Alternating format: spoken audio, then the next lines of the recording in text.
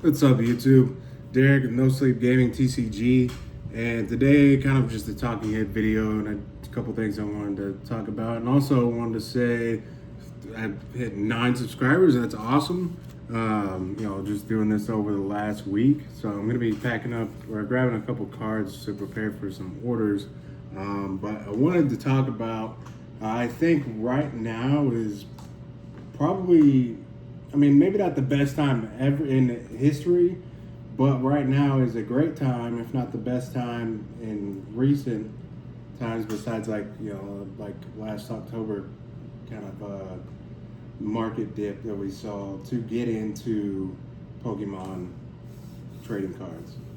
Maybe trading cards as a whole, but I don't pay too much attention to the entire market outside of One Piece cards and Pokemon. So, and the reason I say that is because I just picked up a couple boxes from GameStop. I picked up a Ascended Heroes ETB. I picked up a 10, like the Charizard, Mega Charizard 10, and at least for like my GameStop, they have a lot of ETBs. Like I've grabbed one every day for the last like 3 or 4 days. One of them was just a personal, and then the others have to add to my sealed collection. And so it seems that, and not even that it seems this way, but think about everything that's going on. Think about like the rise in gas prices right now with the war in Iran. I think there's been some news maybe that kind of some good news around that, at least on the gas side, like oil prices coming down a little bit. But with gas prices being up, it's up like 47% the cost of gas. And I mean, so people's everyday cost, like that they have to put into their car to get to work or get to wherever they need to go, take their kids to school, this, that, and the other. It's up 40%. They're spending 40% more than they would a month ago, 2 months ago, a year ago, not to even factor in inflation. So people are going to start running out of money and stop buying up every sealed product that would normally be on the shelf. Of course, you're still going to have vending machines for Pokemon cards selling out.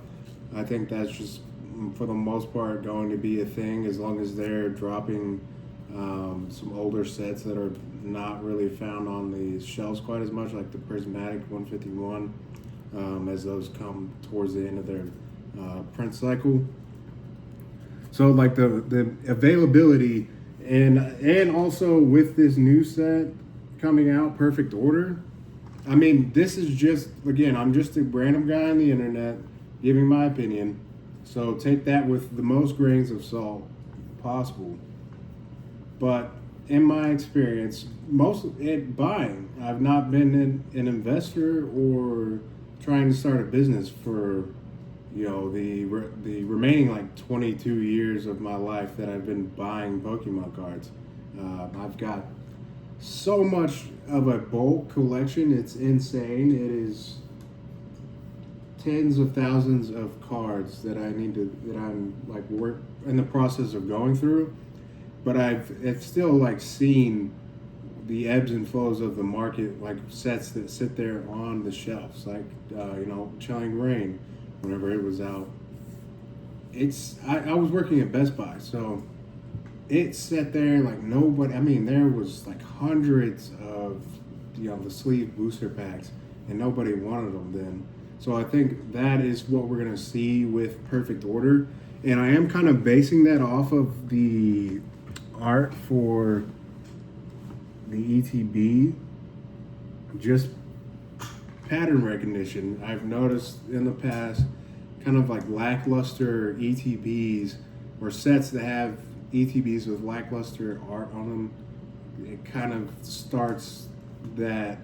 restarts the cycle of like people not caring as much, not as many people trying to like FOMO in not as many people trying to make a quick dollar. And a hot take, I actually think scalpers are a good thing for the Pokemon market as a whole. Maybe not for everyday people that are just trying to buy cards and collect them with no intention to sell. There's my air fryer going off. But it like perpetuates the cycle, like, and it gives you the opportunity, like whenever you notice that the scalpers are no longer buying up everything on the shelves, every store you go to, and there is product sitting on the shelf, like that's the time to start buying in. Maybe you buy the set that nobody wants. Like if Perfect Order is widely available, you can go into Target, Walmart, Best Buy, GameStop, a Dollar General, literally anywhere, and find Perfect Order. Then like that will be it.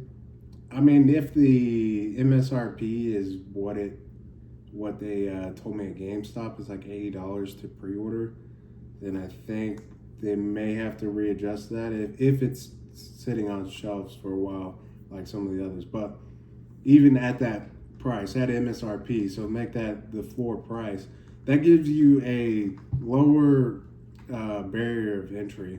And so if you don't have a lot of capital, you can afford, if you have $300, you can afford to buy, say, 3 ETBs that you wouldn't otherwise be able to get in other sets. The same kind of goes with like Ascended Heroes, and this may just be for me and maybe just my local GameStop, but GameStop is typically completely sold out of things, and they will like release things in batches, and they have announcements, and it's like, oh, pro members can buy 2 and everyone else can buy 1, or only pro members can purchase this product, this Pokemon trading card product. And they've got my GameStop has dozens of Ascended Heroes ETBs. There's a lot of focus right now on 151. Obviously, 151 is hard to get your hands on. And if you can get it at whatever the retail price is, then you probably would be able to turn around and sell it for a profit. That's not personally what I'm trying to do. As far as sealed, I am starting to invest in the product and do long-term holds. I want to have a large sealed collection to eventually be able to start an online store, or use them for trades and future sets and be able to get the new stuff as it comes out. But I think this is kind of a window of opportunity is opening up. That is what I'll say. Like, I'm 90% sure we're about to see kind of a like opening for you to be able to get into investing into the Pokemon trading card game. And I am very excited about that. I have a decent amount of capital that I'm able to deploy into, if it's Perfect Order or more Ascended Heroes, and just kind of stockpile and have say dozens of those boxes, even if it just goes up 20%, 30%, 40%. I would plan on holding for long enough to see better returns than that, maybe 50, 60, 70%. And then even then still holding on to some amount, not completely, what do you call it? Like, I don't know, not completely exiting my position there. But I think right now, of course, like 151 singles, great place to get into, and kind of like hold, maybe even a shorter term hold, maybe over the next few months, over the next year as it starts to come out of print. Then maybe we'll see another spike in those prices there. And that's something I'm looking at as well. I want to get more into grading and kind of the opportunity to scale with that. And just not having all my eggs in one basket, but spread all over the place. I love this hobby. I have cards in my collection going back from literally like base set. I've got limited, Japanese. I've got everything from like 1995 to in the last month it's come out, with gaps in between where I wasn't buying cards at for a few sets. I took a break. Like I missed a lot of kind of Scarlet and Violet because I had burnt myself out in Sword and Shield because I was working at Best Buy. I was getting trainer boxes for $30.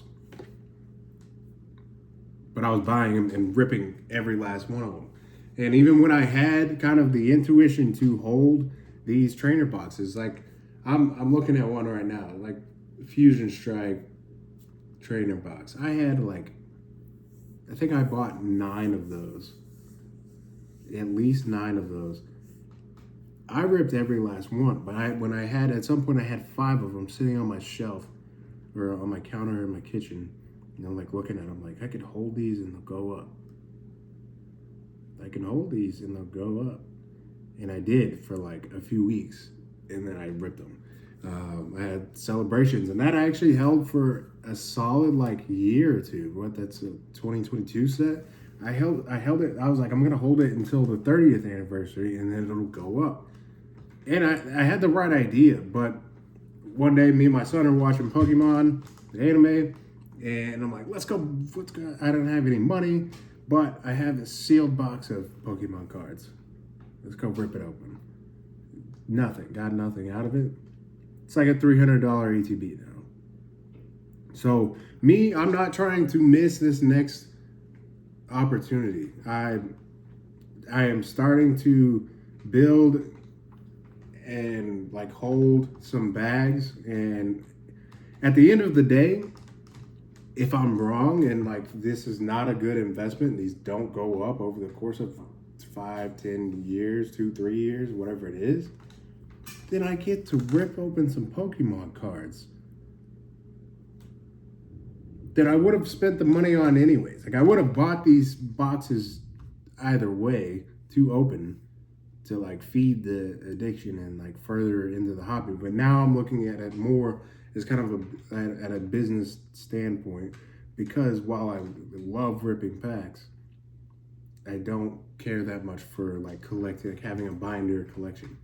I just don't, because like who's gonna see it? Who am I gonna show? But anyways, yeah, that's about it. Again, thanks for 9 subscribers. I didn't end up packing like any of my orders, but just also hit 50 orders on TCG Player. One more with positive feedback, and I'll be a level 4 TCG Player seller. So yeah, that's just been me rambling. Again, I'm just a random guy on the internet talking, sharing his opinion. And so if you're looking to get into this, start a business, start investing, I'm right here with you. So let's stay in it for the long haul.